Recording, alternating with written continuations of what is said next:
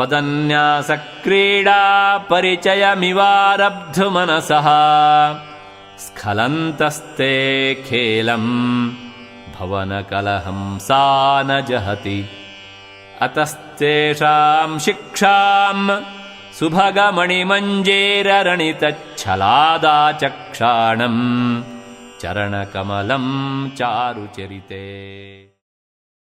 ఓ చారుచరిత, అందమైన నీ పాద విన్యాసము క్రీడాభ్యాసములను తాను నేర్చుకును కోరిక కలవై నీ పెంపుడు రాజహంసలు తొట్రుపాటు చెందుతూ నీ విలాస గమనమును విడవలేకున్నవి.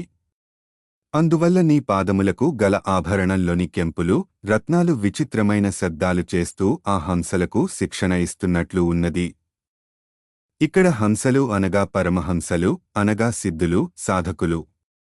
ఉచ్ఛ్వాస నిశ్వాస ఆధారముగా అమ్మవారి ఉపాసనను విడవకుండా సుషుమ్న మార్గములోనే అనుష్ఠానం కొనసాగించుచు అమ్మవారితో సాయుజ్యస్థితిని పొందుతున్నవారు.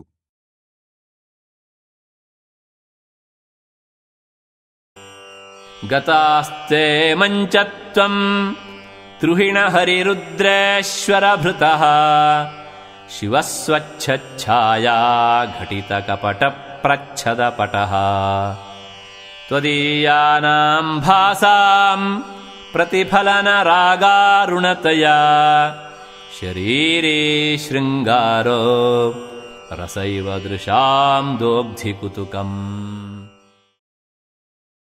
బ్రహ్మ, విష్ణు, రుద్ర, ఈశ్వర్లు నలుగురు నీవు ఆసీనమైన మంచె అనగా సింహాసనము యొక్క 4 కోళ్లగా ఉన్నారు.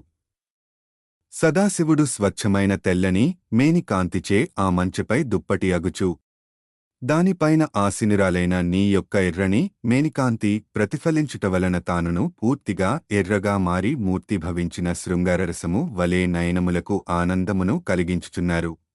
కుండలిని శక్తి అయిన అమ్మవారు ఊర్ధ్వముఖముగా పయనించుచు బ్రహ్మగ్రంథి, విష్ణగ్రంథి, రుద్రగ్రంథి, ఈశ్వర స్థానము ద్వారా పయనించును.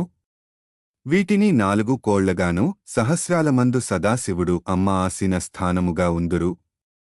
ఆ సహస్రాలమందు అమ్మవారు ఆసీనురాలే పంచకృత్యాలను బ్రహ్మ, విష్ణు, రుద్ర, ఈశ్వర్లు, సదాశివులు ద్వారా నిర్వహించును. అనగా సృష్టి, స్థితి, లయ, తిరోధాన, అనుగ్రహములను నిర్వహించును. తెలుపు, ఎరుపు రంగుల కలయిక అనగా శివశక్తి స్వరూపము.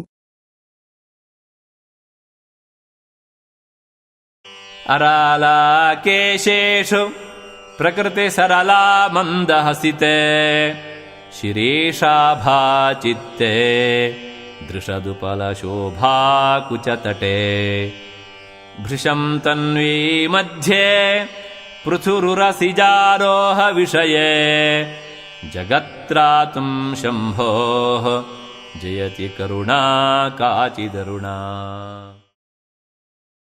అందమైన వంకర్లు తిరిగి సుగంధభరితమైన కేశ సంపద కలిగి మందస్మిత వదనారవింద హృదయము కలిగి సకల ప్రాణికోటి యొక్క పోషణ భారం వహించే విశాల వక్షస్థలము కలిగి బహుసంతానానికి ప్రతీక అయిన సన్నని నడుముతో విశాలమైన పిదురులతో అరుణవర్ణముతో ప్రకాశిస్తున్నావు తల్లి. ప్రళయకాలమందు జీవులను చెక్కుచెదరకుండా ఉండునట్లు తన కడుపులో దాచుకుని రక్షించే సదాశివుని యొక్క కరుణ అను ఒక శక్తి యొక్క కారుణ్య స్వరూపమే అమ్మవారు.